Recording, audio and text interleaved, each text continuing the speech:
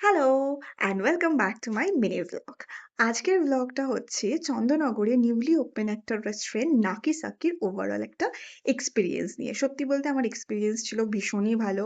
কারণ ওখানকার অ্যাম্বিয়েন্স ছিল একদম টপ নচ কোয়ালিটির। আর ফুডের কোয়ালিটি নিয়ে তো কোনো কথাই হবে না। তোমরা হয়তো ইতিমধ্যে অনেকে ওখানে ভিজিটও করেছো কিংবা অনেকে হয়তো ভাবছো যে সামনেই তো পুজো আসছে, অনেক অকেশনস আছে। তো বন্ধুদের সাথে ফ্যামিলির সাথে ওখানে হয়তো যাবে। তো তার আগেই আমি বলে দিই যে অবশ্যই যাও, যারা এখনো যাওনি প্লিজ তোমরা ভিজিট করো। কারণ হচ্ছে ওখানে এত রকমের ফুডের ভ্যারিয়েশনস রয়েছে আর প্রত্যেকটা কোয়ালিটি কিন্তু ভীষণ ভালো ছিল।